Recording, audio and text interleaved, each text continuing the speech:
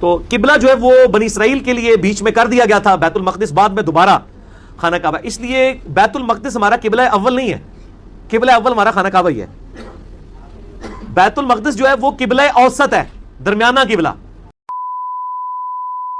تو کعبۃ اللہ کا ذکر کیا اور اس کی اولیت بیان کی کہ روئے زمین پر عبادت کے لیے جو انسانوں کی خاطر سب سے پہلا گھر بنایا گیا وہ کعبہ.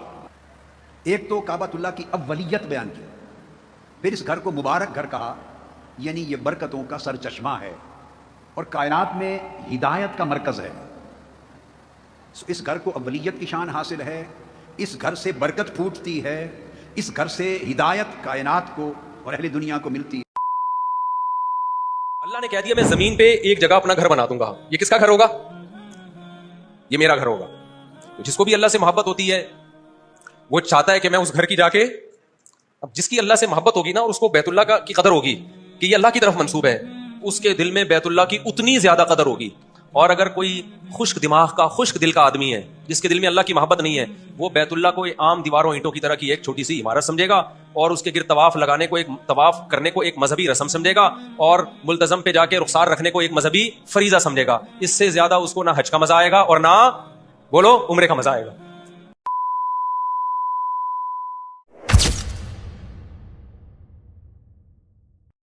ایک تفسیر تو یہ کہتی ہے کہ یہ خانہ کعبہ اللہ کا گھر ہے. پھر یہ کہا قرآن نے کہ یہ جو خانہ کعبہ ہے یہ اللہ کا پہلا گھر ہے. تو نیچے پھر اعتراض یہ آیا کہ اگر گھر پہلا ہے تو قبلہ دوسرا کیوں ہے؟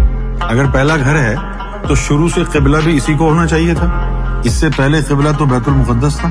تو اس کے اندر ملا علی قاری نے تفسیر میں لکھا کہ دراصل بیت اللہ سے مراد محمد رسول اللہ کا قلب ہے اور مکۃ المکرمہ سے مراد جسم مصطفیٰ ہے. اگر یہ واقعی کعبے کی طرف اشارہ ہوتا تو پھر وہ تو بیت المقدس تھا نا پہلا قبلہ. تو یہ اشارہ کعبے کی طرف نہیں ہے جب اللہ نے بیت اللہ کہا. یہ اشارہ حضور صلی اللہ علیہ وسلم کا قلب اطہر ہے. وہ ہے اللہ کا پہلا گھر، محمد صلی اللہ علیہ وسلم کا دل، اور انہی کے جسم کو مکہ کہتے ہیں.